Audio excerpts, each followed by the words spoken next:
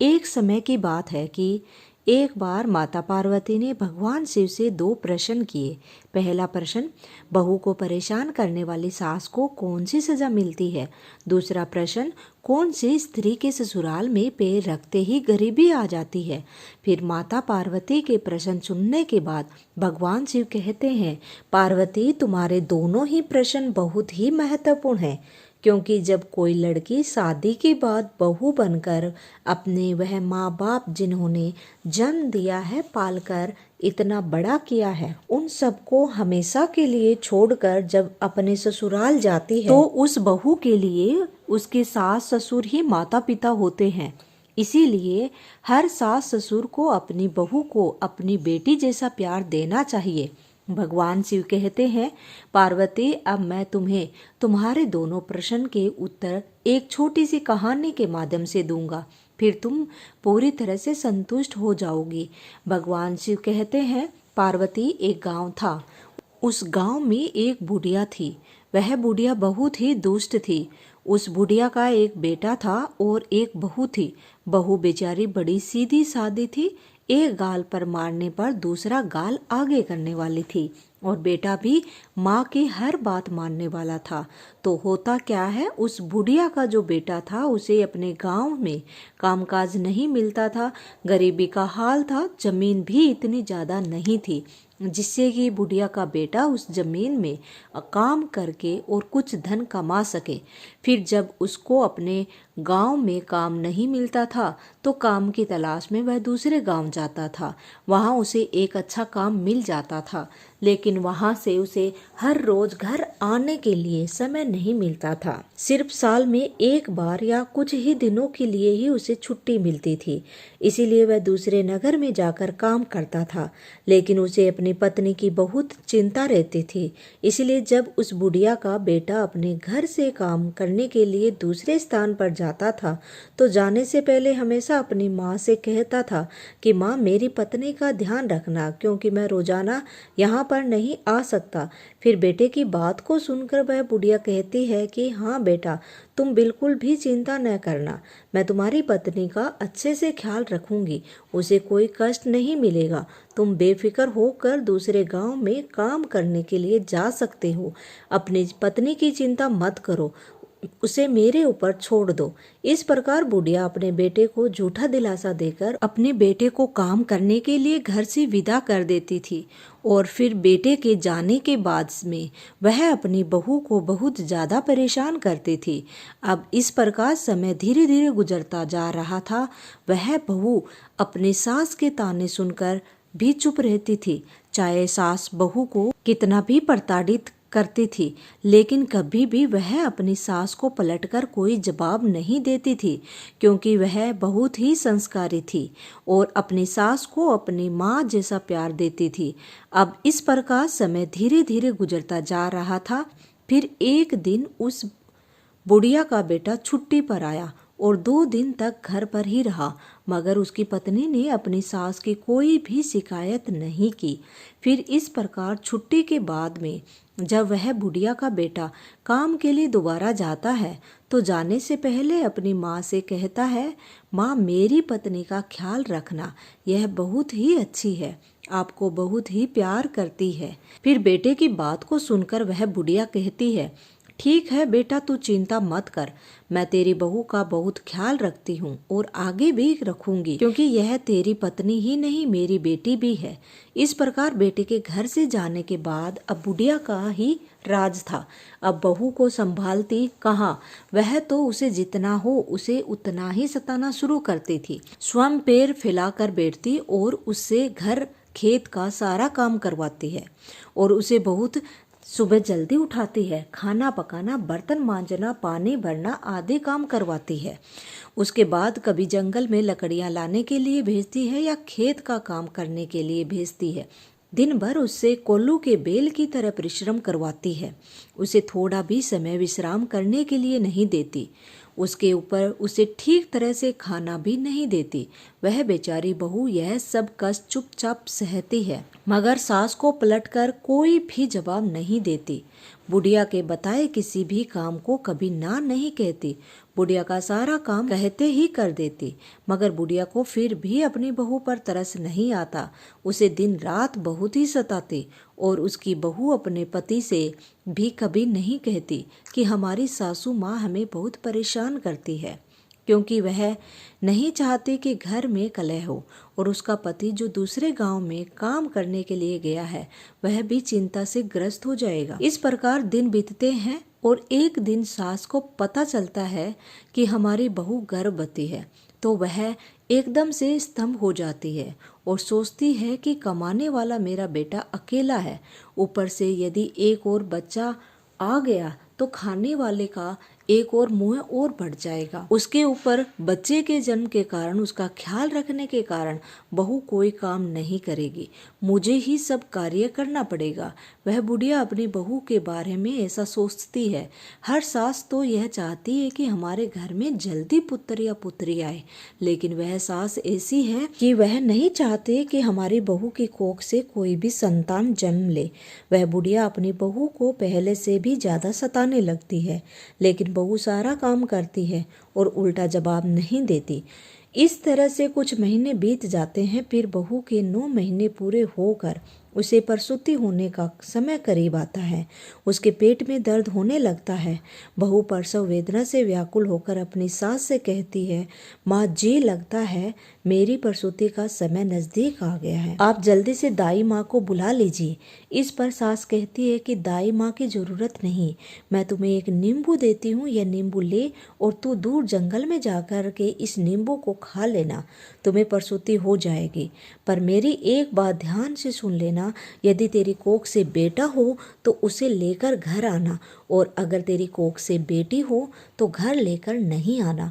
भगवान शिव कहते हैं, पार्वती बहू बेचारी वेदना से तड़पती हुई बताए हुए रास्ते पर चलती है और नींबू लेकर उस जंगल में चली जाती है, जिस जंगल के बारे में उसकी सास बताती है। फिर वह जैसे ही नींबू खाती है, कुछ एक पल में उसकी प्रसूति हो जाती है और वह एक बेटी को जन्म देती है। बहू ने उस बेटी को बड़े प्यार से दुलारा, उसे दूध पिलाया। चूंकि बेटी नींबू खाकर पैदा हुई थी, इसीलिए उस बहू ने अपनी बेटी का नाम नींबावती रखा। फिर इतना करके बहू ने एक ऐसे पेड़ की खोज की जिससे कोई खोकर हो, तो खोज करने पर एक तने के पेड़ में उस बहू को खोकर मिल गया। फिर उसने अपनी बेटी नींबावती को उस खोकर में रखा और उस पेड़ पर रहने वाली चिड़ियों से कहा कि यदि मैं अपनी बेटी को घर ले जाऊंगी तो मेरी सास मेरे साथ मेरी बिटिया को भी मार देगी, इसलिए मैं अपनी बेटी को इस खोकर में आपके भरोसे छोड़कर जा रही हूँ। हे चिड़ियों, मेरी बेटी का ध्यान रखना। भगवान शिव कहते हैं, पार्वती इतना कहकर वह बहू घर वापस आई। अब वह जैसे ही घर वापस आई तो बुढ़िया समझ जाती है कि उसे बेटी हुई है, क्योंकि उसने पहले ही कहा था कि यदि बेटा हो तो घर लेकर आना, बेटी हो तो लेकर नहीं आना। अब तो बहू डर के मारे उसे जंगल में छोड़ आई है। इस प्रकार वह बहू अपनी सास से कहती है कि माँ बेटी हुई थी, इसीलिए लेकर नहीं आई। फिर तो बहू की बात सुनकर के वह बुढ़िया एकदम शोर मचाने लगी और चिल्लाने लगती है कि मेरी बहू ने अपने बच्चे को खा लिया, मेरी बहू बच्चे खाने वाली डायन बन गई है। उस बुढ़िया के द्वारा बहू को इतना परेशान किया जाने लगा, मगर बहू अपनी सास की बात को अनसुनी कर देती है और मन ही मन इस बात से खुश रहती है कि भगवान की कृपा से उसकी बच्ची जिंदा है। और फिर रोजाना वह बहू जानवरों को चराने के बहाने से जंगल में जाती है और अपने बच्चे को दूध पिलाती है। इस तरह से कुछ दिन बीतते हैं। उधर उस पेड़ की खोकर से नींबावती धीरे धीरे बड़ी हो जाती है। इस तरह से 1 साल गुजरता है और उधर उस बुढ़िया का बेटा छुट्टी लेकर घर वापस आता है और जैसे ही घर के अंदर प्रवेश करता है तो बुढ़िया अपनी बेटी से कहती है, क्या बताऊं बेटा, तुम्हारी पत्नी मनुष्य नहीं एक डायन है, डायन जो जिंदा मनुष्य को खाने वाली है। तुम्हें एक बेटी हुई थी, लेकिन तुम्हारी बहू ने तुम्हारी बेटी को खा लिया। बेटा अपनी माँ के स्वभाव से भली भांति परिचित था। उसने समझ लिया कि जरूर माँ की कोई साजिश है, और फिर उसने अपनी पत्नी से उस बेटा या बेटी के बारे में कुछ भी नहीं पूछा। और उधर बहू ने भी अपने पति से सास के बर्ताव के बारे में कोई बात नहीं बताई। वह नहीं चाहते थे घर में किसी प्रकार का झगड़ा हो। भगवान शिव कहते हैं, पार्वती अब कुछ दिन घर रह करके काम के लिए दूसरे गांव चला जाता है, और उधर वो बहू दोबारा से गर्भ धारण करती है। और बुढ़िया को जब यह बात मालूम होती है कि मेरी बहू दोबारा गर्भवती हो गई है, फिर तो एकदम से आग बबूला हो जाती है, और फिर अपनी बहू को पहले से भी ज़्यादा सताने लगती है। दूसरी बार जब 9 महीने पूरे हो जाते हैं और बहू को प्रसव वेदना शुरू हो जाती है, तो वह सास को पहले की तरह ही दाई को बुलाने के लिए कहती है। मगर इस बार भी बुढ़िया दाई को नहीं बुलाती, मगर एक मुट्ठी भर जीरा लाकर अपनी बहू के हाथ में देती है और कहती है कि यह जीरा लेकर उस जंगल में जाना और उस जीरे को खा लेना, तुम्हें प्रसूति हो जाएगी। मगर एक बात ध्यान रखना, बेटा हुआ तो लेकर आना, और बेटी हुई तो वहीं फेंक कर आना। भगवान शिव कहते हैं, हे पार्वती, इस प्रकार सास के कहने पर बहू एक सुनसान जंगल में फिर जाती है और वहां जाकर के जीरा खाती है, तो कुछ ही समय में उसे प्रसूति होती है और वह एक बेटी को जन्म देती है।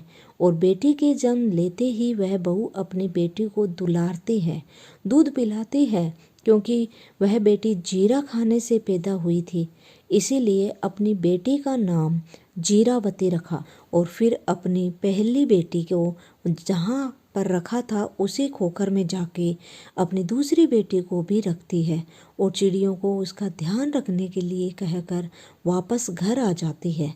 उधर बहू के घर पहुंचते ही वह बुढ़िया पहले से भी जोर जोर से चिल्लाती है और गांव वालों से कहती है कि उसकी बहू ने इस बार भी अपनी बेटी को खाया है, यह तो चुड़ैल है। मगर इस बार भी बहू अपनी सास के चिल्लाने को अनसुना करती है, और उधर गांव वाले भी उस बुढ़िया की बात पर ध्यान नहीं देते। भगवान शिव कहते हैं, पार्वती, अब कुछ दिनों के बाद 1 साल और ख़त्म होता है, उसका बेटा फिर वापस घर लौटता है। तो बेटे के घर आते ही वह बुढ़िया पहले की तरह अपने बेटे से बहू की चुगली करती है और बेटे से कहती है कि बेटे, इस बार भी तुम्हारी बहू ने एक बेटे को जन्म दिया, और उसने जन्म होते ही अपनी बेटी को उसने खा लिया। यह डायन है, बहुत बड़ी चुड़ैल है। इस प्रकार उस बुढ़िया की बात को सुनकर उसका बेटा चुपचाप रह जाता है और अपनी माँ से कुछ भी नहीं कहता, और उधर अपनी पत्नी से भी वह कुछ भी नहीं पूछता। फिर कुछ दिन बाद घर रहकर जब वापस दोबारा काम पर जाता है, तो बहू तीसरी बार गर्भवती हो जाती है। इस बार बुढ़िया बहू को एक आम देती है, और बहू आम को लेकर उसी जंगल में जाकर खाती है, और आम खाते ही वह एक बेटी को जन्म देती है, और उसको दूध पिलाकर उसका नाम आमवती रख देती है, और फिर उसको भी वहीं खोकर में रख देती है, और चिड़ियों को उसका ध्यान रखने के लिए कहकर वापस अपने घर आती है। जब बुढ़िया गांव के द्वार द्वार जाकर बहू की चुगली करती है, मगर बहू अपनी सास की एक भी बात का बुरा नहीं मानती और सास की नफरत भरी बातों को अनसुना कर देती है। वह बुढ़िया गांव गांव चिल्लाती है कि हमारे बेटे की बहू डायन है, उसने 3 बेटियों को खा लिया है। वह बुढ़िया जिस तरह से शोर मचाती है, तो लोगों को भी अब लगने लगता है कि वास्तव में उसकी बहू सचमुच ही बच्चे खाने वाली डायन है। तो लोग डर के मारे अपने अपने बच्चों को घर के अंदर बंद करके रखते हैं। अब इस प्रकार से धीरे धीरे बात यह चारों तरफ फैल गई, और उस बुढ़िया का बेटा जिस नगर में काम करता था उसको भी सुनने के लिए मिल गई। फिर तो उस बुढ़िया का बेटा वह बात सुनकर के बहुत ही परेशान हो जाता है और तुरंत ही मालिक से अनुमति लेके अपने गांव वापस आता है। उधर बुढ़िया का बेटा गांव आता है, और इधर उस राजा के कानों तक यह खबर पहुंच जाती है। तो राजा सिपाही भेजकर बुढ़िया को दरबार में बुलाता है और बात की छानबीन करता है। तो बुढ़िया मिर्च मसाला लगा करके राजा से कहती है, क्या बताऊं महाराज, मेरी बहू बहुत ही बड़ी डायन है, बच्चे खाने वाली चुड़ैल है। उसने मेरी 3 पोतियों को जिंदा ही खा लिया। फिर तो उस बुढ़िया की बात को सुनकर राजा सिपाहियों को आदेश देता है, चौराहे पर एक सूली लगाओ कि बहू जहाँ कहीं भी हो उसे जाकर लेकर आओ और शीघ्र ही सूली पर चढ़ाओ। इस प्रकार राजा के सिपाही आज्ञा का पालन करते हैं।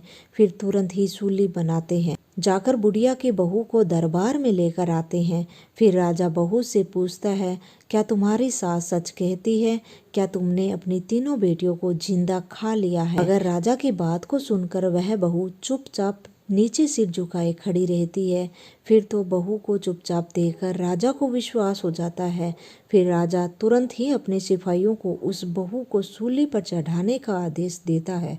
तो सिपाही उसे लेकर के चौराहे पे जमा होते हैं। वहाँ राजा और बाकी लोग भी इकट्ठा हो जाते हैं।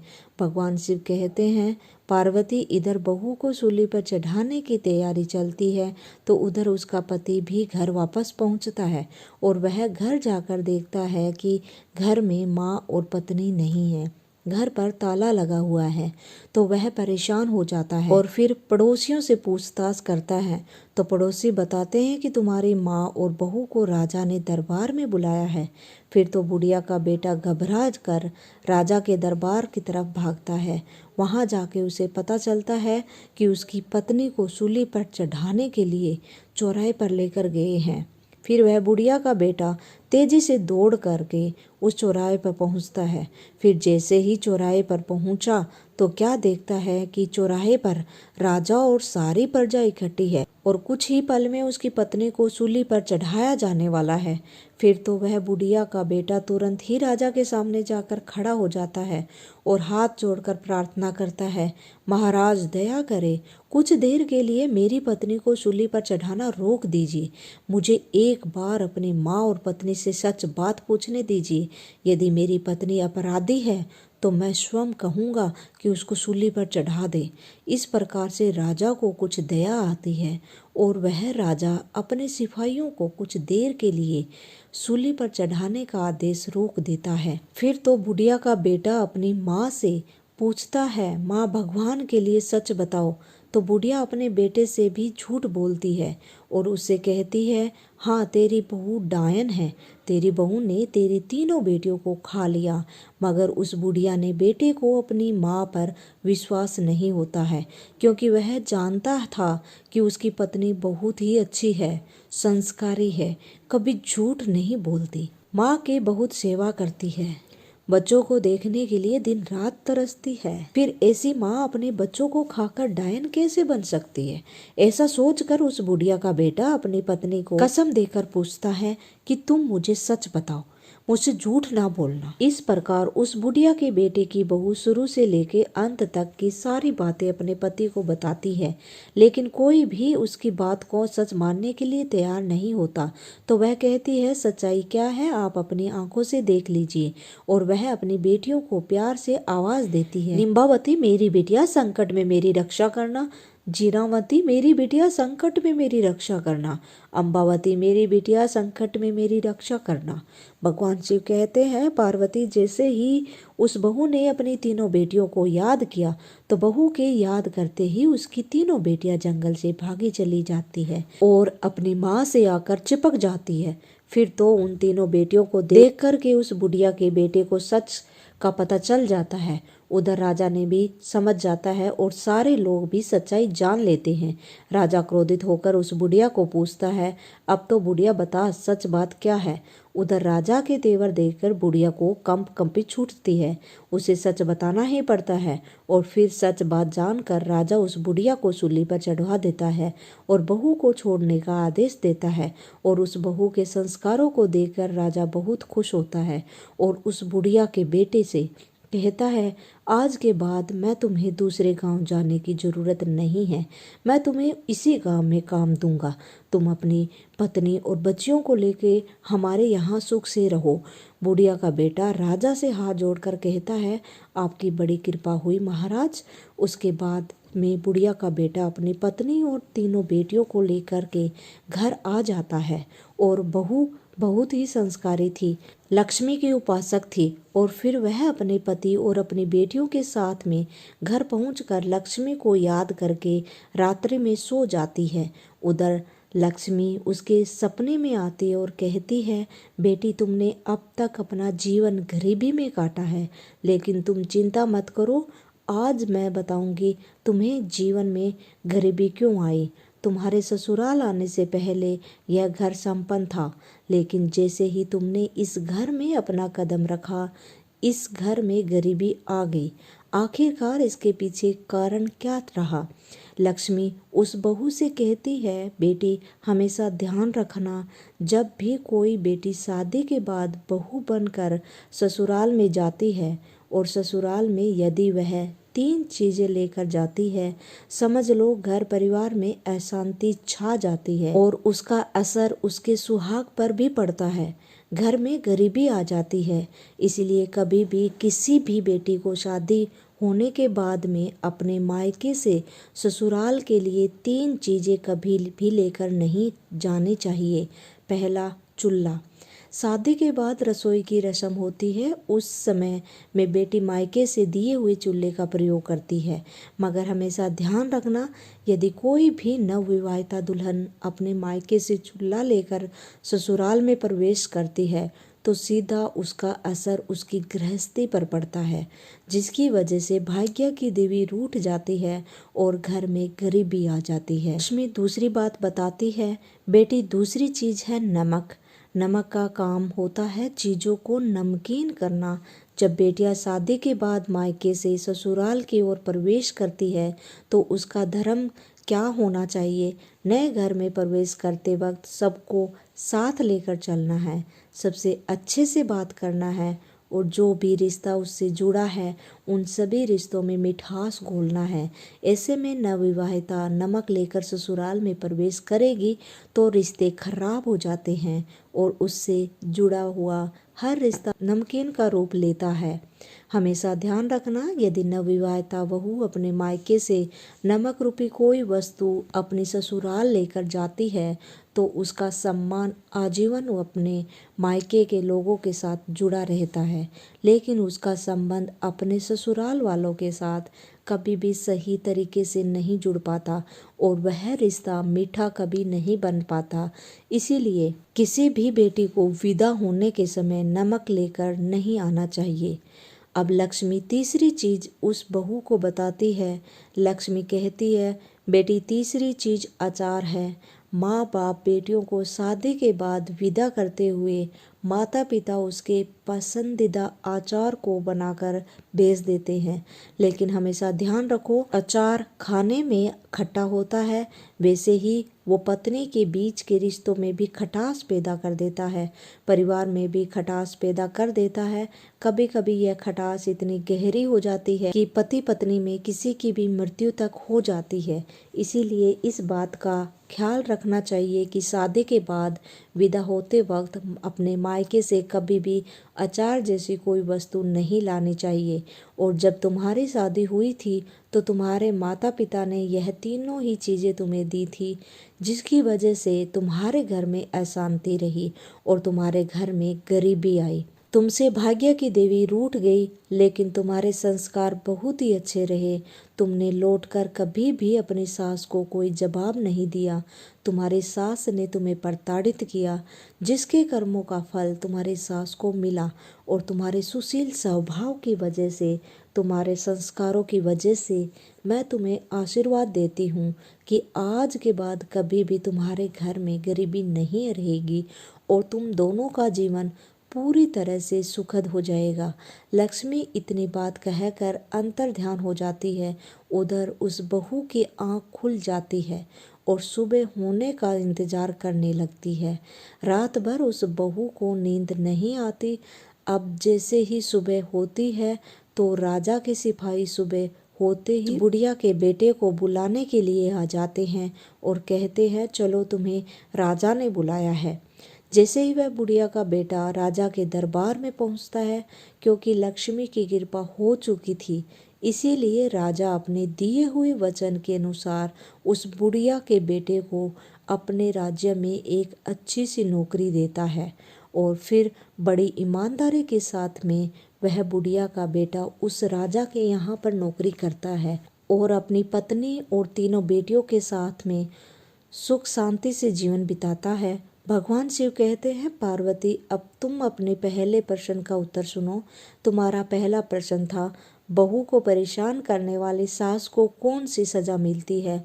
तो समझ लो, जो सास अपनी बहू को परेशान करती है, हर समय घर में कलह उत्पन्न करती है, तो ऐसी सास को उसके कर्मों के आधार पर सूली पर चढ़ाया जाता है, जैसे कि उस बुढ़िया को चढ़ाया गया। वह यही कहती है कि मुझे छोड़ दो, अब मैं कभी भी अपनी बहू को परेशान नहीं करूंगी, मगर उसे छोड़ा नहीं जाता, उसे सजा भुगतनी पड़ती है।